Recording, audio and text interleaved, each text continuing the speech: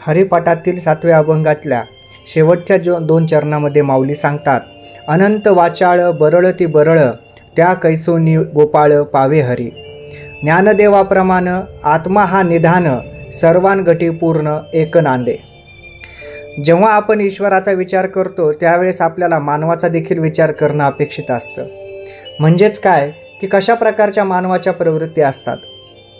वाचाळवीरांची तर एक खूप मोठी फौज सध्याच्या काळात तयार असते. अनेक लोक केवळ वाचा आहे म्हणून ते बरळत बसतात. त्यांच्या बरळण्याला कोणताही बूड न शेंडा, म्हणजेच काय तर कोणत्याच गोष्टीचा अर्थ नसतो. अशा प्रकारे ते बडबड त्यांची चालू ठेवत असतात. अशी बडबड करताना त्यांना कोणत्या गोष्टीचं काहीही देणं घेणं नसतं. म्हणून असे लोक हे कोणत्या प्रकारे बडबड करून काय साध्य करतात हेच कळत नाही. बरं, अशा लोकांची बडबड ही केवळ व्यर्थ जर असेल तर त्याचा समाजालाही काही उपयोग होत नाही आणि त्या व्यक्तीलाही काही उपयोग होत नाही. कमीत कमी आपण केलेल्या बडबडीचा किंवा आपण केलेल्या वाचाळाचा हा उपयोग समाजासाठी, एखाद्या प्राणीमात्रासाठी किंवा स्वतःसाठी चांगल्या स्वरूपात तरी व्हावा हे अपेक्षित असतं.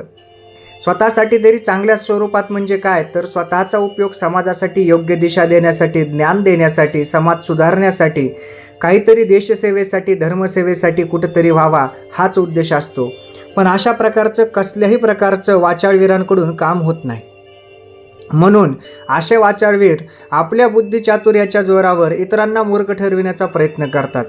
मग अशा लोकांना कशा प्रकारे देव प्रसन्न होईल असं ज्ञानदेवराय म्हणतात. म्हणजेच काय तर देवाचं नामस्मरण ह्या वाचन करायच्याऐवजी इतर निष्काम बडबड ते करत बसतात. म्हणून अशी लोक ही धर्मस्वातंत्र्याच्या नावाखाली किंवा स्वातंत्र्याच्या नावाखाली कोणतेच बंधन पाळणं त्यांना आवडत नाही. मुळात प्रत्येकानं एक गोष्ट समजून घेतली पाहिजे की स्वातंत्र्य म्हणजे स्वैराचार नव्हे. स्वातंत्र्य जर असलं तर काही अधिकार आणि काही बंधनं देखील तुमच्यावर असतात. तुमचे जसे काही अधिकार असतात तसेच काही कर्तव्य देखील असतात जी की आपण पाळली पाहिजेत.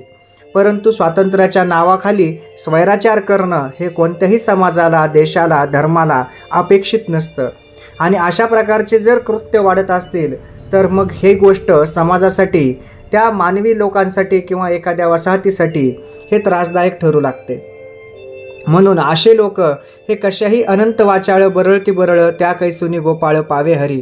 म्हणजे अशा लोकांना कशा प्रकार हा गोपाळ पावल, कारण कोणत्याही प्रकारचं नामस्मरण हे लोक नीतिपूर्वक करत नाहीत. त्याच्यामुळं यांना ह्या गोष्टी मान्यच नसतात की ही रचना किंवा ही सृष्टी हे ईश्वराचा कुठंतरी अंश असेल. म्हणून ते आस्तिक वाचाळ आणि नास्तिक वाचाळ या प्रकारातील असतात. शेवटी ज्ञानदेव म्हणतात की ज्ञानदेव प्रमाण आत्मा हा निधान सर्वांगठी पूर्ण एक नांदे. म्हणजे आपलं शरीर हे पंचमहाभूताचं बनलेलं आहे आणि हे पंचमहाभूताचं शरीर हे पंचमहाभूतातच विलीन होणार आहे. मग अविनाशी असा काय आहे तर तो शुद्ध स्वरूपाचा आत्मा हा अविनाशी आहे. आत्मा हा नष्ट होत नाही आहे.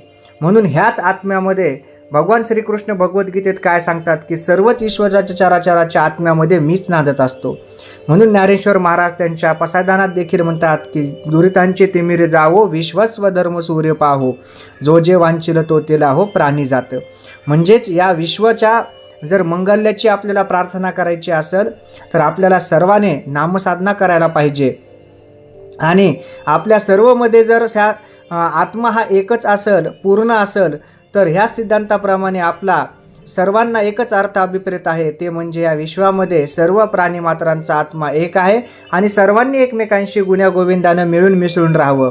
सौहार्दपूर्ण आत्मीयतेचं वर्णन करावं. आपल्या सत्सद्विवेक बुद्धीला जागरूक ठेवून गोष्टी कराव्या जेणेकरून आपण कोणत्याही भूलथापाला बळी न पडता, कोणत्याही कर्मकांडाला बळी न पडता आपल्या विवेकबुद्धीनं योग्य तो निर्णय घेऊ शकू.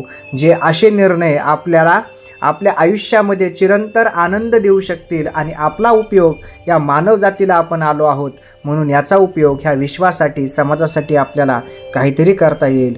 जय जय रामकृष्ण हरी.